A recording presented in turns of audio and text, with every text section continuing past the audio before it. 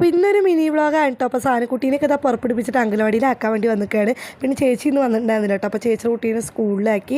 അപ്പോൾ സാനിനെ അംഗനവാടിയിലേക്ക് ആക്കാൻ വേണ്ടി വന്നിക്കുകയാണ് കേട്ടോ. അപ്പോൾ സാനി ഇന്ന് കുറച്ച് വാശി പിടിച്ചിട്ടാണ്. അപ്പോൾ ഞാൻ അംഗനവാടിയിൽ ഇരിക്കാമെന്നൊക്കെ പറഞ്ഞിട്ട് കേട്ടോ അവിടെ നിന്ന് പുറപ്പെടുപ്പിച്ച് കൊടുക്കുന്നത്. അപ്പോൾ സാനിയെടുത്ത് ഓരോ ബെഡായി വിടണം കേട്ടോ, അല്ലെങ്കിൽ സാനിയെടുത്ത് ഒരു പരിപ്പും വേവില്ല കേട്ടോ. അങ്ങനെ സാനി കാണാതെ അവിടെ നിന്ന് ഞാൻ എസ്കേപ്പ് ആയിട്ടോ. പിന്നെ നേരെ പഞ്ചായത്തേക്ക് അങ്ങോട്ട് വിട്ടു കേട്ടോ. അവിടെ പോയപ്പോൾ കുറേ പ്രൂഫും കാര്യങ്ങളൊക്കെ റെഡിയാക്കി ഉണ്ടായിരുന്നു കേട്ടോ. അപ്പോൾ അത് കിട്ടാൻ വേണ്ടിയിട്ട് അങ്ങോട്ടും ഇങ്ങോട്ടും നടത്തം തന്നെയായിരുന്നു കേട്ടോ.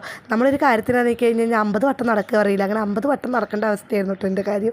ഇനി ഞാൻ പഞ്ചായത്തിൽ നിന്ന് ഇറങ്ങിയതിന് ശേഷം നേരെ ചായക്കട പോയിട്ട് ഒരു ഗ്ലാസ് ചായ ഒരു പരിപ്പൊടി വാങ്ങിച്ചു വെച്ചിട്ടോ. അപ്പോൾ രാവിലെ ഒന്നും കഴിക്കാതാണ് ഞാൻ വീട്ടിൽ നിന്ന് ഇറങ്ങിയത്. പിന്നെ വീട്ടിലേക്ക് പോകുമ്പോൾ തന്നെ ഉച്ചയായിട്ടുണ്ടായിരുന്നു കേട്ടോ. പിന്നെ ഞാൻ ഓട്ടോറിക്ഷ ഒന്നും വിളിക്കാൻ നിന്നില്ല, പൈസ ഉണ്ടാവില്ല കേട്ടോ. പ്രതീക്ഷിക്കാതെ അവിടെ ഇവിടെയൊക്കെ പൈസ കിട്ടുകൊണ്ട് പൈസ കഴിഞ്ഞു കേട്ടോ. പിന്നെ പൈസ ഉണ്ടായിരുന്നില്ല, ചായയും പരിപ്പൊടിയും കഴിക്കാനുള്ള പൈസ ഉണ്ടായിരുന്നു. പിന്നെ നേരെ വീട്ടിലേക്ക് തിരിച്ചു. പിന്നെ ഞാൻ ഒറ്റയ്ക്കാട്ടോ പോയായിരുന്നു. അപ്പോൾ ഞാൻ കുറുക്ക് വഴി വെച്ച് പിടിച്ചതാണ് വേഗം എത്താൻ വേണ്ടിയിട്ട്. അതിനനുസരിച്ച് ഒരാൾ തൂങ്ങി മരിച്ചിട്ടുണ്ടായിരുന്നു കേട്ടോ ആ തേക്കിൽ. എനിക്കടിച്ച് പേടിച്ച് വെച്ചിട്ടാണ് ഞാൻ അതിനെ പോയത്. പിന്നെ എങ്ങനെയൊക്കെ ഞാൻ വേഗം വീട്ടിലേക്ക് എസ്കേപ്പ്